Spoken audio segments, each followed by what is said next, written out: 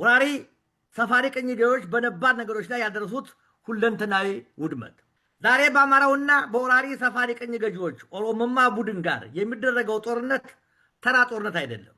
ጦርነቱ በነባርና በበጤ ወራሪ ሰፋሪ አረመኔ ቡድኖች መካከል የሚደረግ የህልውና የመኖር ወይም የመጥፋት ምርጫን የያዘ ጦርነት ነው። ጦርነቱ የባህል፣ የአመለካከት፣ የሃይማኖት፣ የነባርና የመጤ ጦርነት ነው። በዚህ ጦርነት አማራው ያለው አንድ ብቸኛ አማራጭ ማሸነፍ ብቻ ነው። መሸነፍ መጥፋት ነው። በመሆኑም መጥፋትን ትውልዱ አይቀበልም። ባለመቀበሉም እንደ አይሻ በዓለምና ትዕግስት የመሳሰሉ የልጅነት ጊዜያቸውን በቅጡ ሳያውቁት ለአረመኔዎች አንገዛም በሚል እልህ አስጨራሽ ትንቅንቅ ውስጥ ገብተው ለትውልዱ ሁለት ወሳኝ የሆኑ መልእክቶችን አስተላልፈው በጀግንነት ተሰውተዋል።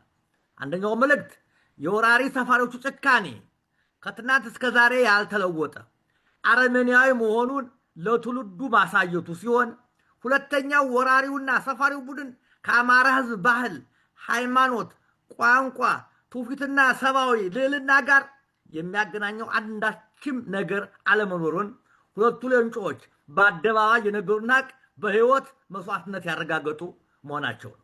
ጦርነቱ በአገር ባለቤትነት ነባር ሕዝብና በወራሪ ሰፋሪ ቅኝ ገዢዎች መካከል የሚደረግ በመሆኑ ወራሪና ሰፋሪው ኃይል የድሉ ብቸኛ ማረጋገጫው ዘዴ አድርጎ የያዘው ስልት ጭካኔና አረመኔያዊ ጭፍጨፋን በማስፋፋት ልክ እንደ ትናንቱ ዛሬም በህዝብ ላይ ሽብር አስፋፍቶ ኦሮሚያ የምትባል ሀገር በኢትዮጵያ ፍርስራሽ ላይ ገነባለሁ በሚል እሳቤ ላይ የተቃኘ ነው።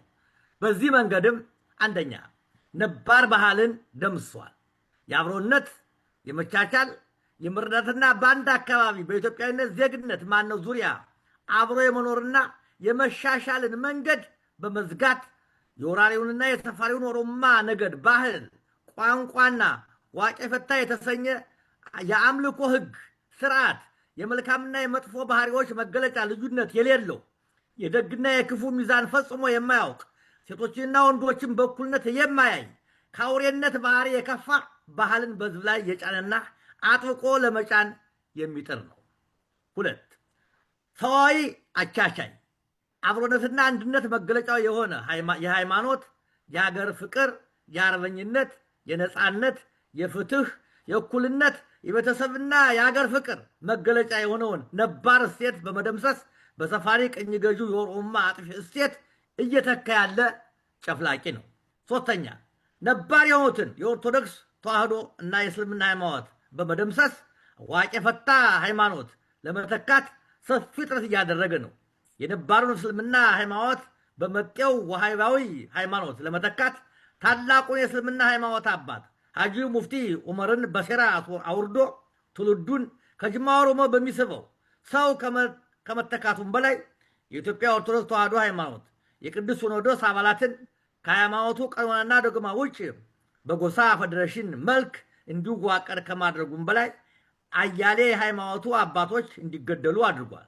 የዝቋላ አቦ መነኮሳትና ምዕመናን በመግደል ገዳሙ እንዲወድም አድርጓል። የዋልድባና የደብረ ኤልያስ ገዳማትን አውድሟል።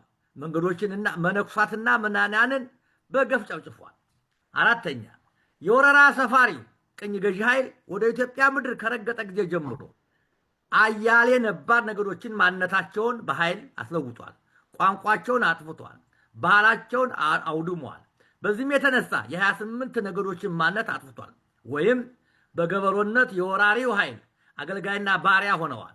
በወረራ ማንነታቸውን ካጡት ነገዶች ነባር ነገዶች መካከል በፈጠጋር፣ ቢዛሞ፣ ናሪያ፣ ግራሪያ፣ አንጎት፣ ገኝ፣ ቤተ አማራ፣ ደዋሮ፣ ባሊ፣ በረራ ወዘተ ይኖሩ የነበሩ ነባር ነገዶች ለምሳሌ ሜያ፣ ጋፋት፣ አንፊሎ፣ ሀዲያ፣ አማራ፣ ማቆ፣ ሽናሻ ወዘተ ከምድረ ገጽ አጥፍተዋል። አምስተኛ የወራሪ ሰፋሪው የኦሮሞማ ቡድን በወረራ የሰፈረባቸውን አካባቢ የቀበሌና ወረዳ አውራጃ ክፍለ ሀገር ስሞችን በነገዱ ስም ለውጧል።